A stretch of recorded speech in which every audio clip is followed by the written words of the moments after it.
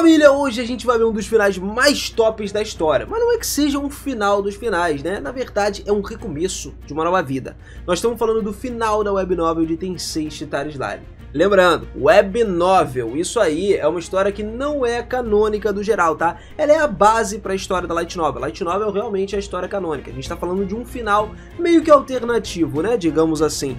Mas ainda assim é uma história que pra quem é fã de Tensei, assim como eu sou, assim como eu sei que você é, vale demais a pena acompanhar. Porque mesmo sendo completamente diferente da história, é um final incrível, mano. É muito interessante. Então vem comigo pra gente acompanhar o que aconteceu com o Rimuru lá no fim de tudo. Depois dele ter derrotado o Yuki, porque era o verdadeiro vilão da web novel.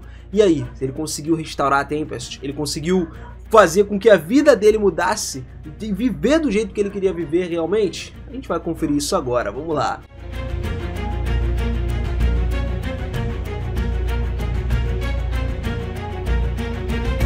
Fala, seus otakus, beleza? Eu sou o Binas e sejam muito bem-vindos a mais um videozão aqui no canal. E galera, é o seguinte, já faz um ano desde a batalha do Rimuru contra o Yuki.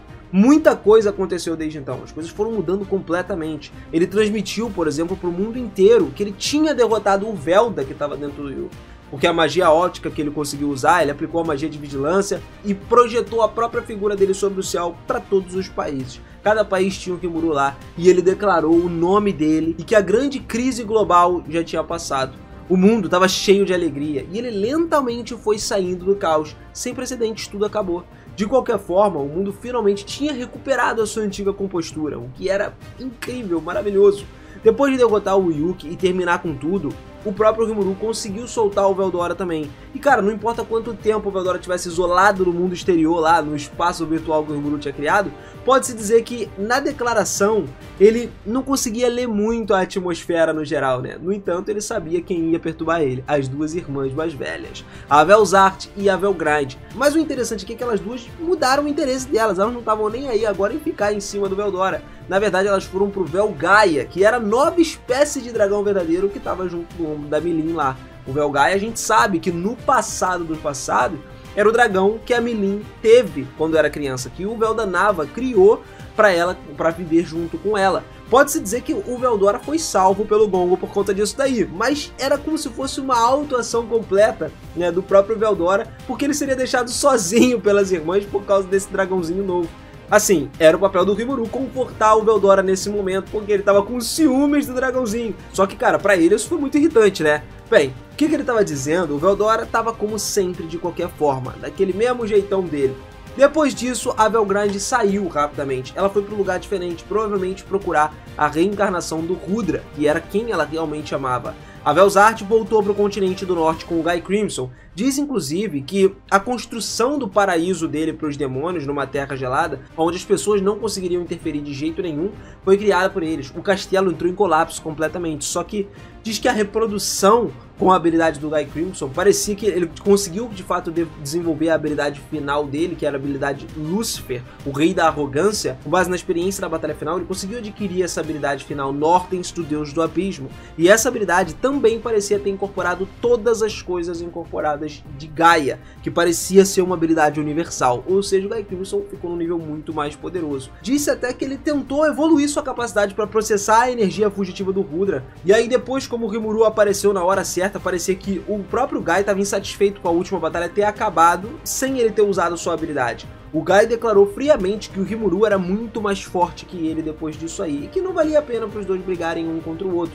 Até porque o Guy não era uma pessoa que comprava brigas nas quais ele poderia perder, né? De fato, ele perderia contra o Rimuru. E olha só, o Rimuru não sabia se isso era verdade ou não, mas mesmo assim, do ponto de vista dele, ele não queria lutar contra o Guy. Então, pra ele, era tudo que ele queria, a paz. Tá ligado? Pelo menos ele sentiu que se o Guy Crimson tivesse sério numa luta, ele seria capaz de se igualar talvez à força do Yuki.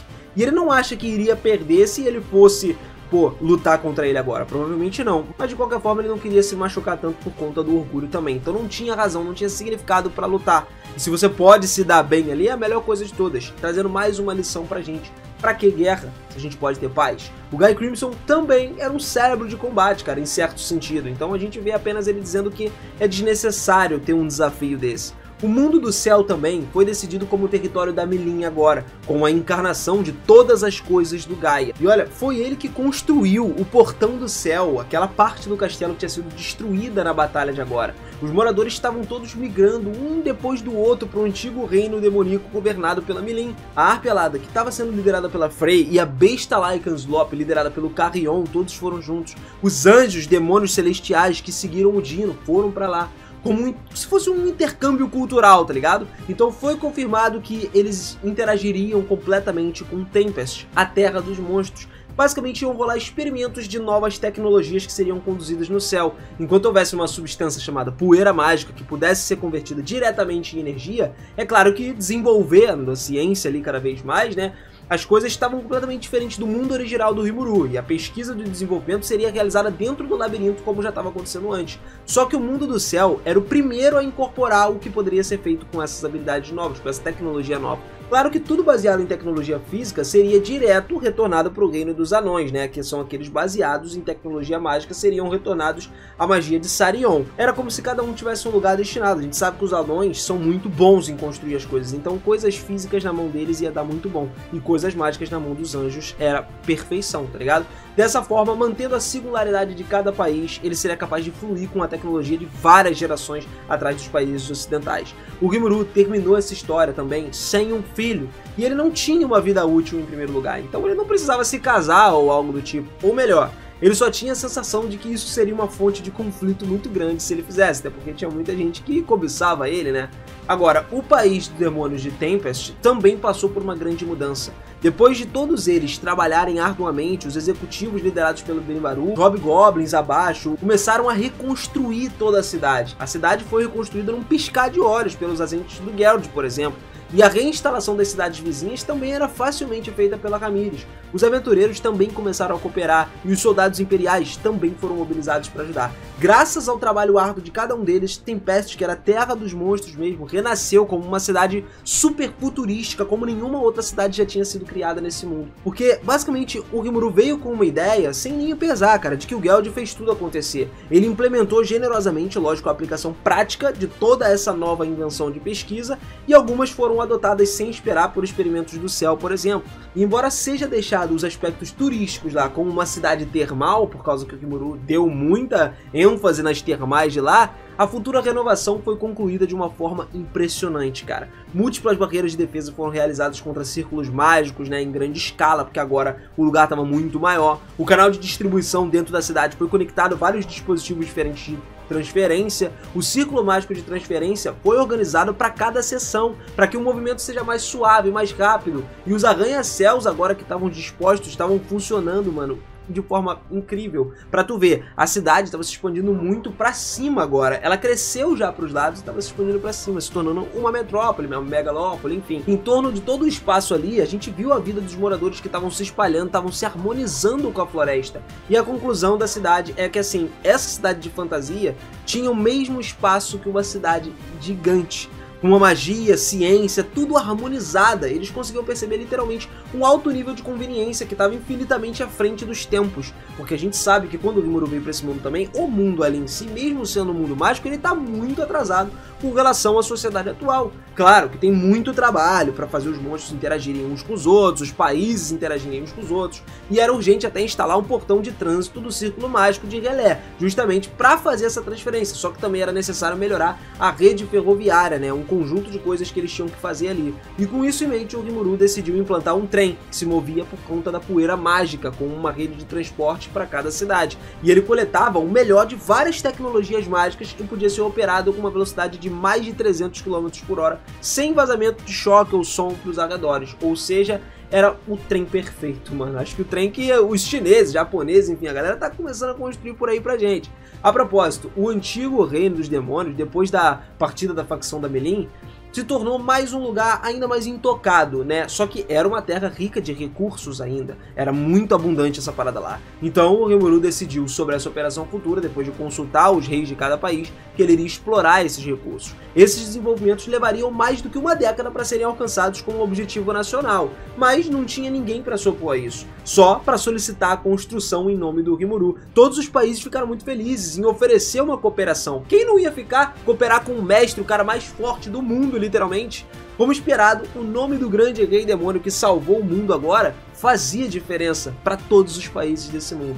Tempest, que seria o primeiro passo, estaria sempre um passo à frente de todos os países. A guerra econômica era tão severa que os meios de guerra direta, né, sempre pareciam ridículos, cara. E a informação que se apoiava ali era de todos os esforços do povo. Se cada pessoa não fizesse o esforço necessário, o nível de vida do país permaneceria baixo. Então todo mundo tinha que cooperar. E assim, se eles cooperassem, não ia ter essa disparidade, né, que, pô, era uma parada absurda, existe na vida atual. Porque o mapa da previsão futura definida pela Ciel foi o que previu que as pessoas cooperando faria com que um lugar se tornasse muito mais à frente do que todos os outros países. O Rimuru ainda criou lá dentro da Floresta de Jura 2 novas cidades, cara. Então pessoas diferentes do mundo, que eram encontradas, sei lá, debaixo do mar, enfim, simplesmente estavam indo para o mesmo lugar do mundo agora, estavam protegidas, estavam com segurança por causa das barreiras de lá. Aqueles que escolheram viver nesse mundo seriam enviados para a escola também, no Reino de Ingrácia, para poder se educar, para saber o senso comum, as habilidades de combate, outros assuntos desse mundo. E depois da formatura, era como se a pessoa, se mano, ela quisesse fazer o que ela quisesse, ela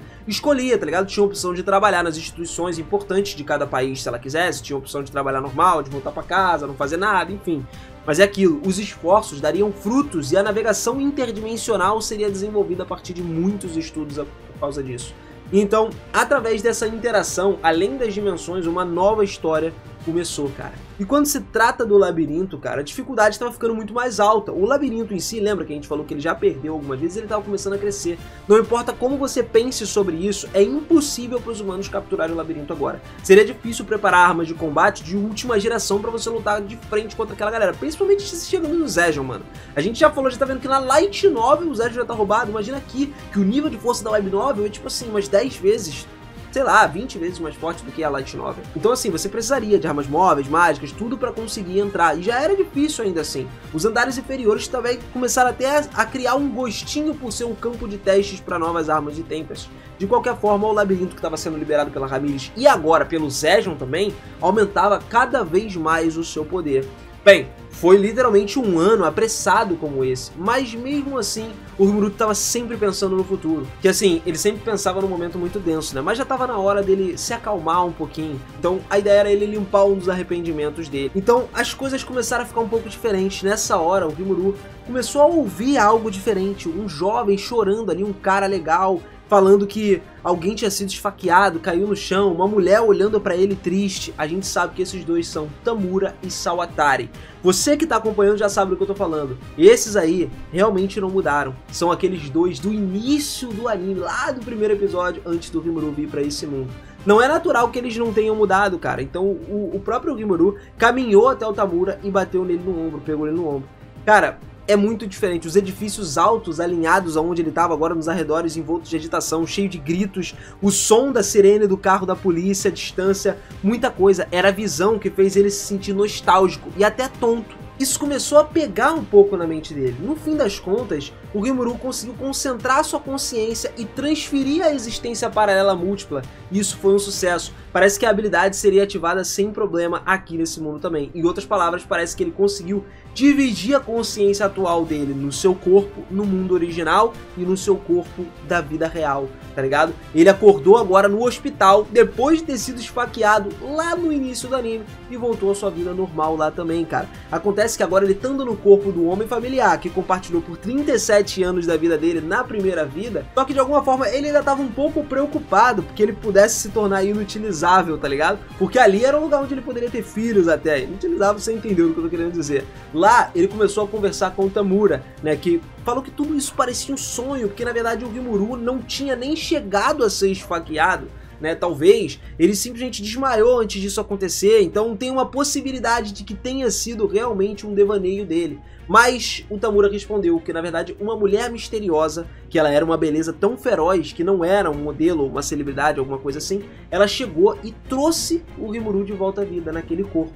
O Tamura respondeu a pergunta dele. Bom, se você olhar pra ele, a parte de trás do terno tava furada, era rasgada como se realmente ele tivesse sido atingida lá, tava suja de sangue como se ele tivesse tomado a facada. Aparentemente parece que não foi um erro, né? A grande quantidade de sangue que ele derramou foi realmente grande. Isso significa que aquilo tudo não foi um sonho, mas sim uma surpresa devido a tudo que aconteceu durante esse intermédio da história, né? E aí a gente entra no Mano Diablo também, porque, cara, o Diablo não ia jamais perdoar uma pessoa que tentou matar o Rimuru, que matou ele de qualquer maneira. Até agora, aquele criminoso que deu a facada nele, com certeza, estaria se arrependendo até mesmo de ter nascido, devido ao tormento infinito do Diablo que ia atacar nesse cara. E olha só, o Rimuru não teve escolha, a não ser dizer isso pro Tamura também. Então ele decidiu rir, fingir e tal. Mas assim que ele contou ao Tamura que ele foi para um outro mundo quando ele morreu, o Tamura no começo parecia confuso por um momento. Essa seria, lógico, uma reação normal, só que ele disse que acreditava no Rimuru, tá ligado? Cara, pra tu ter uma noção, ele viu uma parada totalmente estranha. Aquela mulher que era estranhamente mais velha, revivendo ele, tá trazendo ele de volta à vida. Agora ele pensando sobre isso, cara, não tem como ele não acreditar. E quando ele pensou numa coisa tão estúpida assim, foi quando ele entendeu. Então ele começou a conversar com o Tamura ali, né, o Rimuru, falar pra ele tudo o que ele tinha passado. E quando ele perguntou, enquanto ria levemente, o Tamura respondeu com um sorriso que estava tudo bem. E aí eles falaram sobre isso tudo. O fato de que o Rimuru reencarnou como um slime quando ele tinha nascido no outro mundo. Trazendo, enfim, o fim dessa história de Tensei Shitara Slime.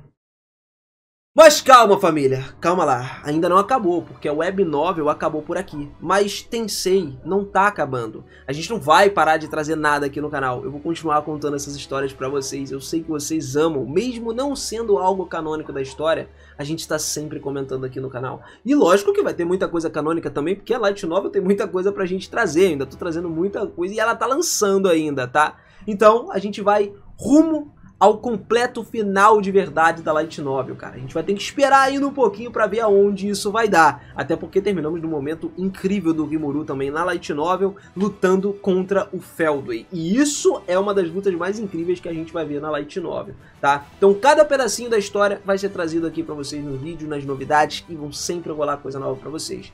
Isso é que importa, cara. Pra você conseguir acompanhar isso aí, você precisa estar com inscrito aí no canal, né? O sininho ativado, porque aí você recebe a notificação, já entra, já vem com a gente pra aproveitar também todos os lançamentos. E olha, aproveita, deixa no comentário também aí pra você. Eu inverti a ordem das coisas aqui, mas comenta aí o que você achou desse final, cara. Eu quero muito saber a sua opinião sobre isso que rolou. Valeu a pena o Rimuru voltar pro mundo dele, normal ou não? Agora ele pode viver uma vida diferente. E ele se tornou um ser imortal. Ele se tornou um ser ascendente.